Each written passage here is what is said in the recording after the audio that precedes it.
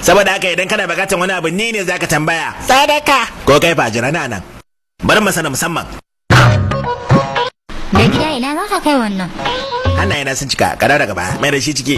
Ni ma shekara ɗaya da ya wuce a irin wannan matsayin naka nake. Matata tana aiki ni kuma na rasa nawa aikin.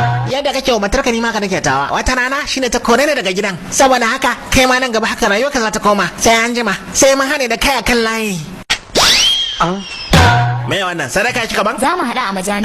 Kudin kashewa ne wannan. Kudin kashewa kika bayani ko? Ba kudin kashewa ba, na mai madara. Na mai madara. Kudin da mai madara ne. Shi ma mai madara ana bashi kudin kashewa kenan ko? Ga kudin kashewa.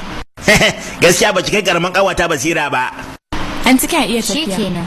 Ke kanwata, kada baki lokacin mun wata babbar alfarma ce fa. Lokacin da na bata na koya miki rawa, kudin sa ya ninka miliyoyin wannan. Saboda haka kada ma ki sa gadara a ranki.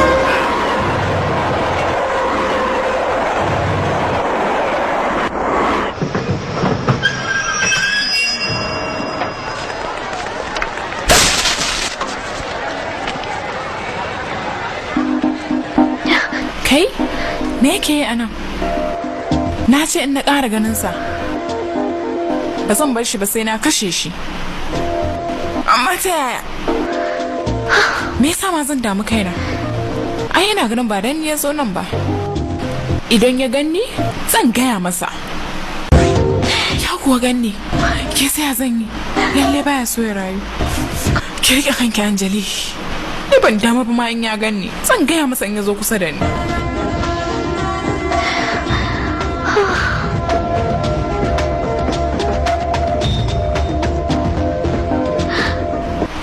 Kenan idan ya zo nan.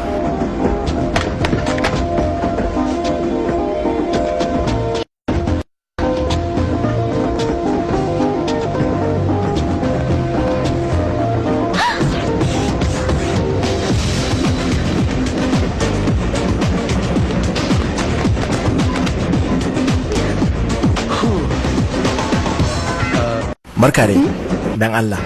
Na gode. Zan iya zama a nan? Bismillah. Ya dai, kin dauka na zo gurin wata ne? A'a, gurin ki na zo. Kina ji kaman ki kashe ni ko? Ai babu laifi idan kika ji hakan. Hakan tana faruwa ai. Ba komi. Dama mutumin da baka taba sanin sa ba, ya bujuro maka kawai ya ce yana son ka. Ai da haushi. In ke ce, zaki ji haushi? Ba ma jin haushi kadai ba. Ji za kai ma kaman ka kashe mutum.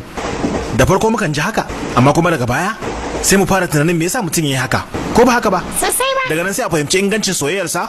A hankali kuma sai a ji an fara san shi. Ba haka bane?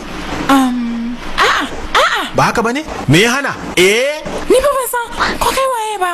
Sunana Ashok, ina zauna tsohon gari, na karanta ilimin kera motoci kuma ina gyaran mota.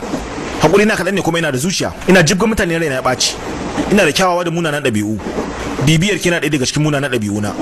Sanki kuma fiye da raina yana ɗaya daga cikin kyawawan ɗabi'una.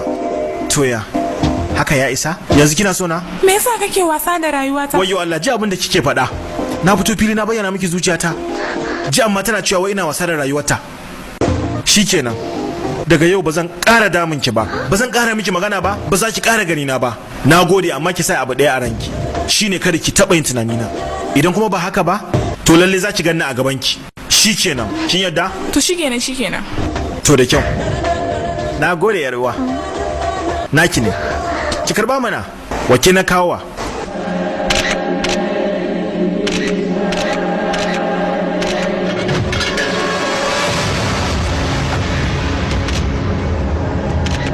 Waɗannan abubuwa da suka faru me ma'anar siyan labai?